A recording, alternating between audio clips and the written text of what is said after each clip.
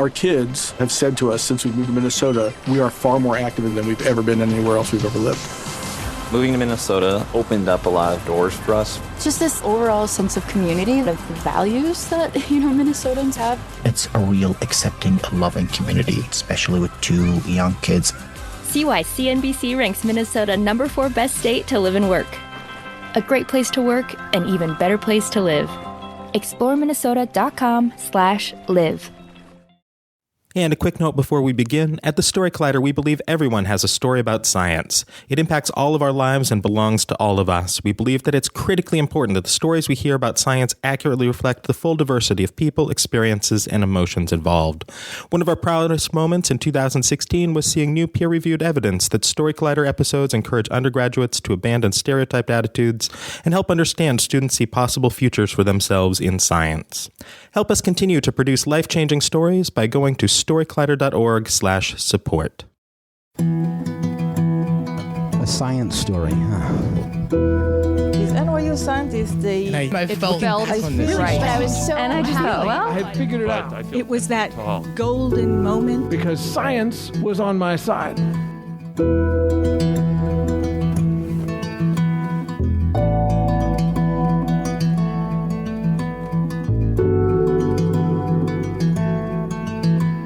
Hi everyone, I'm Ben Lilly, and welcome to the Story Collider, where we bring you true personal stories about science. This week's story is from Emily Grossman. It was recorded in September 2016 at the Taliesin Arts Centre in Swansea as part of the British Science Festival.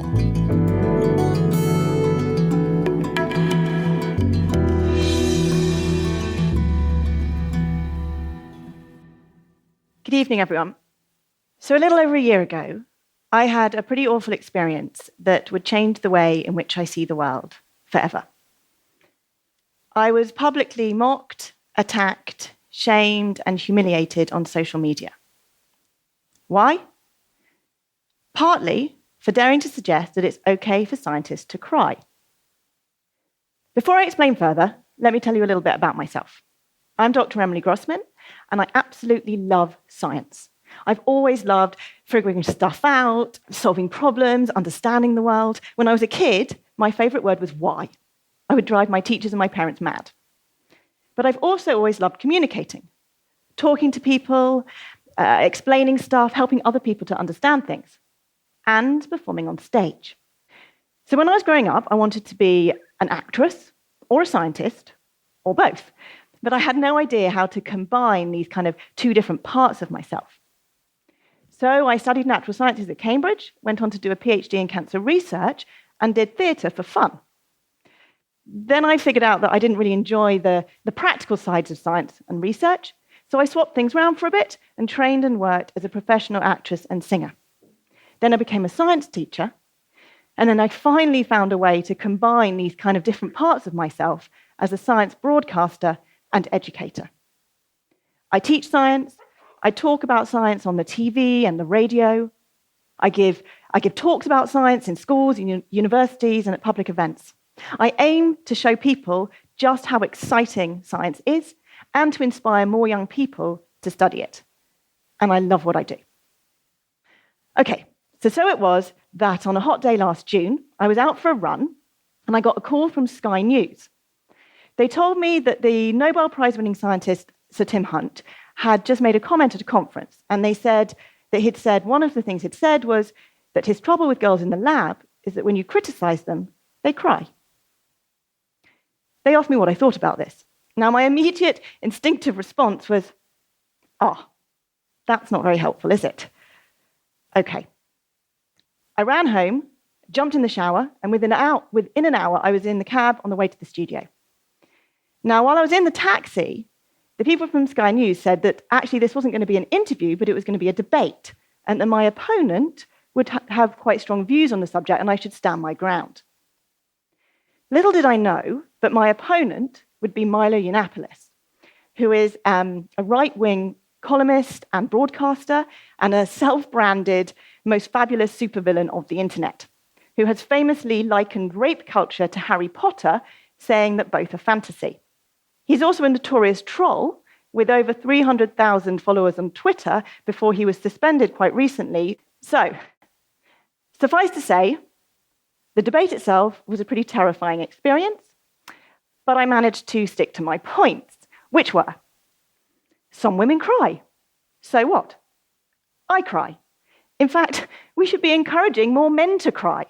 And any implication that women who cry are in some way less competent as scientists, even if it was meant as a joke, is a little irresponsible, particularly in an environment when a lot of girls already lack the confidence to pursue careers in science. We need to be supporting and encouraging more girls to study science, not risking putting them off. Shortly after the debate, Milo tweeted a link to a clip of the debate on YouTube. And so began a torrent of abuse on social media. People were attacking me, my credentials, my qualifications, my looks, my opinions, even my Jewishness. They were making sexually explicit comments, horrible name-calling. It was pretty shocking. But actually, it wasn't the personal attacks that upset me the most. What I found more disturbing were the attacks that seemed to be attacking me as a representative of all women, saying that women are biologically inferior to men, are incapable of being scientists, not clever enough, irrational, incapable of logical thought, calling emotional women like me emotionally incontinent toddlers. I just couldn't believe that in this modern day, people were referring to women as crybabies and not as clever as men. Then there were the comments that were calling feminists like me deluded or crazy, or saying that I must just hate men. They were twisting my arguments and using them against me.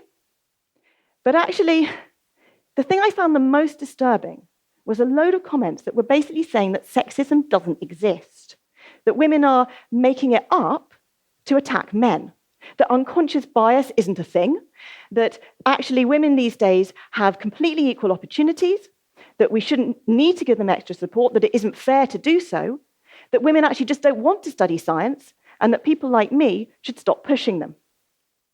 They were saying that if women aren't succeeding in our chosen fields, that we should just try harder, toughen up, grow some balls, or get back in the kitchen. Shockingly, some of these comments were from women. Now, to make matters worse, when I then tweeted within a few hours to say that I was absolutely reeling from this misogynistic backlash, I then received hundreds of comments basically saying that I was lying, that I was crying wolf, that I was exaggerating, or that I was seeking attention.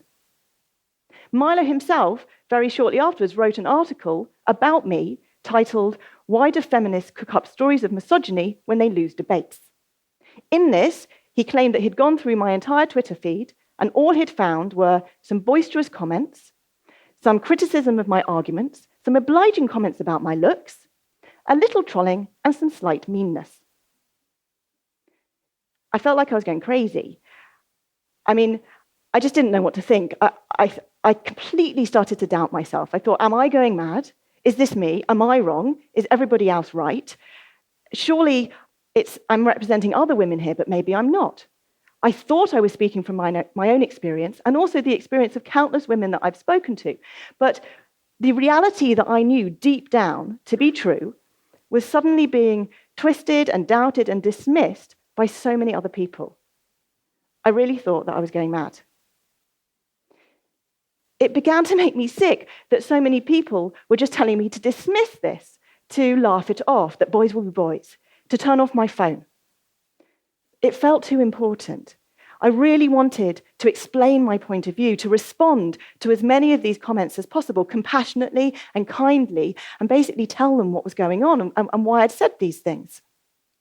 I wanted to stand up for these countless other women who have found themselves challenged in these same environments, who have been challenged by the challenge of being in a male-dominated world. I wanted to explain that it's not a battle, that it's not about attacking men. It's about supporting women, to give them equal opportunities, to give everyone equal opportunities. It's about leveling the playing field so that women have true freedom of choice. But this steady onslaught of comments basically seemed designed to shut me up. And eventually, it worked. After about 2 weeks of being constantly on red alert, hardly sleeping, lying awake at night, being honestly terrified about what was going to happen next, my body decided that it had enough, and I got sick with a really nasty flu-like virus. Now, luckily, at around this time, the amazing group of women at a team called End Online Misogyny heard about what was going on for me, and they wrote a blog about my story, which meant that I no longer had to handle it all on my own. They persuaded me that I wasn't going crazy, and they encouraged me to hand over my Twitter account to a good friend to keep an eye on the comments, and they persuaded me to take a break from social media. I turned off my computer for a month. I took myself out into nature, I looked after my body, I cried a lot, and I got some support. Now, once I'd recovered, and I was able to breathe again and think clearly, I knew that I had to do something. 3 comments in particular had stuck in my mind. Women are too sensitive for science. There is no crying in science. Can't stand the heat, stay out the kitchen. And these so-called touchy-feely strengths of women are of no importance to science. Now, for me, it was this crazy notion that people who show emotions are in some way not welcome in the science lab that was so troubling. So, I cried after the trolling following that TV debate. I cried a lot. I cried because I witnessed so much fear and anger and hatred. And for a while, the world seemed a pretty desolate place. But crying is okay. In fact, crying is essential. I mean, crying is a natural part of what it is to be human. It allows us to express our emotions, to allow them to pass freely through us, to process our experiences. Studies have shown that 9 out of 10 people feel better after a good cry. My dad is a world-renowned medical expert, a medical scientist, professor of endocrinology, and world expert. He cries. People cry. And after I'd cried, I came back, stronger, clearer, more able to process and understand what had happened to me and take action. I'm glad it happened to me. I'm glad that I was able to have this experience because it showed me. It showed me what's important to me, what I wanted to put out into the world, what I want to say, which is that it's okay to feel. In fact, it's good to feel. And science needs people who feel. And that I want to talk about my experience, that I want to share it in the hope that no one else ever feels as isolated, alone, and powerless as I did. So that's what I've been doing for the last year or so. I've been giving talks in schools and universities and public events. I've been doing lots of media interviews. And I gave a TEDx talk at UCL called Why Science Needs People Who Cry. I still get the occasional backlash on social media. I even got a column written about me in a national newspaper which said that women like me need to man up over trolling. It hurts. It feels horrid. It will always feel horrid. But it'll never be the dreadful shock that it was the first time that it happened to me. Because now I'm prepared, and I'm ready, and I'm able to deal with it better. So my message is this. Parents, tell your children. Teachers, encourage your students. Students, support each other to feel, no matter what gender you identify with, and to feel excited about science. And let's produce a next generation of scientists who are not put off by gender or race or background or anything else, but who are united only in a desire to understand the world. Because if you're excited about understanding the world, then science is for you. And science needs you, not just even if you cry, but especially if you cry. Thank you.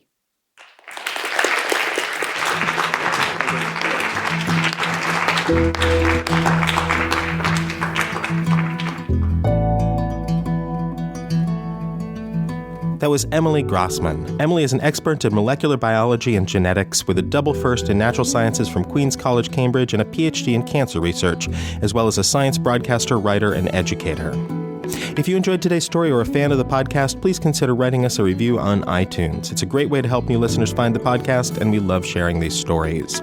We are also grateful for the support of the Simons Foundation, who helped make this all possible. The Story Collider is produced by me, Brian Wecht, Aaron Barker, Ari Daniel, Christine Gentry, Shane Hanlon, Rosie Waldron, Cassie Soliday, Nissa Greenberg, and Liz Neely. The podcast is produced by Zoe Saunders, and the theme music is by Ghost. Special thanks to Twitter for being so addictive that... Oh yay, I got another retweet. Thanks for listening.